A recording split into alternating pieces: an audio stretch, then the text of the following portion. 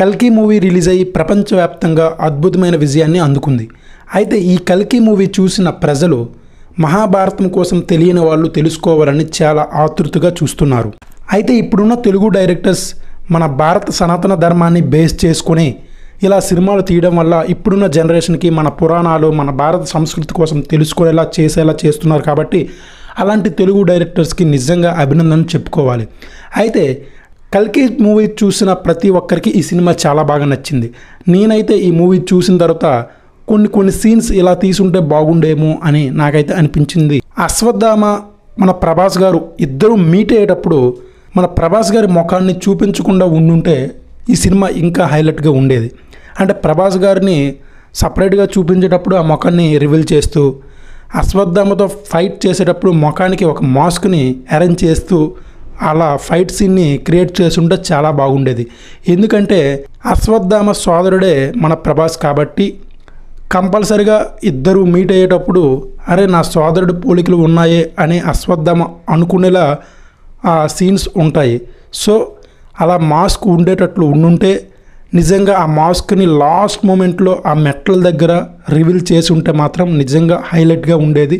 నా సోదరుడు మళ్ళీ పుట్టాడా అనే ఒక ఆశ్చర్యంతో అశ్వత్థామ చూసేలా ఈ సినిమా ఉండేది. నిజంగా ఆ సీన్ మాత్రం అలా తీసుంటే బాగుండు అని నాకైతే అనిపించింది. మీకు ఎలా అనిపించిందో ఒకసారి కామెంట్లో తెలియజేయండి. అయితే ఈ కల్కి మూవీలోని ఫస్ట్ 2 మినిట్స్లో మహాభారతాన్ని చూపించేటప్పుడే ఈ సినిమా ఎలా ఉండబోతుంది అని నాగశ్విన్ గారు ముందుగానే స్టోరీని చెప్పేశారు.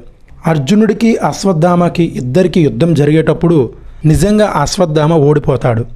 అయితే ఆ టైంలో కర్ణుడు అనేవాడు ఎంటర్ అయ్యి అర్జునుడికి సమాన పోటీగా ఫైట్ చేస్తాడు.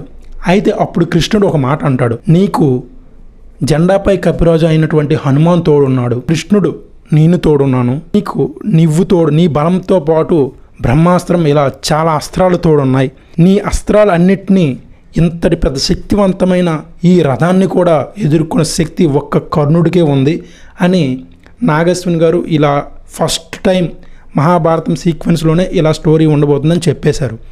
అయితే ఇప్పుడు ఇది ఎందుకు చెప్తున్నా అంటే ఒక్క సిరం డ్రాప్తోనే కమల్ హాసన్ గారు శక్తివంతంగా మారుతారు.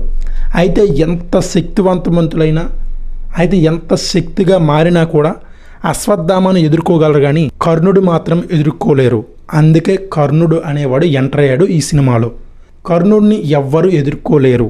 కర్ణుడు తన శాపాల వల్ల మహాభారతంలోని కురుక్షేత్రంలోని మరణించాడు తప్ప ఎవరు ఎదుర్కోలేరు. కర్ణుడు లాంటి బలవంతుడు ఈ ప్రపంచంలో ఎవ్వరూ లేరని కృష్ణుడు ఫస్ట్ కల్కి మూవీలోన ఫస్ట్ సీక్వెల్లోనే చెప్పేస్తాడు. కమల్ హాసన్ గారు సిరం తీసుకున్న తర్వాత చాలా పవర్స్ తనకి వస్తాయి. ఎగ్జాంపుల్, గాంధీవం పట్టుకున్నాక కమల్ హాసన్ గారికి ఏమీ అవ్వదు. ఆ గాంధీవం అనేది దేవుళ్ళు మాత్రమే పట్టుకోగలరు. దేవుళ్ళు వచ్చేటప్పుడే ఆ గాంధీవానికి పవర్ ఉంటుంది. అయితే ఈ సిరం తీసుకున్న తర్వాత కమల్ హాసన్ గారికి కూడా దేవుడికున్న పవర్స్ వస్తాయని అనిపిస్తుంది. అయితే ఇక్కడ కమల్ హాసన్ గారి బుద్ధి మాత్రం వేరేలా ఉంటుంది. ఇక్కడ తెలియని విషయం ఏంటంటే కమల్ హాసన్ గారికి ఒక్క అశ్వత్థామ ఉన్నాడని అనుకుంటారు తప్ప బ్యాక్గ్రౌండ్లో కర్ణుడు ఉన్నాడన్న విషయం మన కమల్ హాసన్ గారికి తెలియదు. అయితే ఇప్పుడు నెక్స్ట్ పార్ట్లో కర్ణుడు, అశ్వత్థామ అండ్ కమల్ హాసన్ గారు ముగ్గురు కలిసి భూకంపాన్ని సృష్టించడానికి రెడీగా ఉన్నారు. ఈ పార్ట్ అద్భుతంగా ఉంటుందని నాకైతే అనిపిస్తుంది.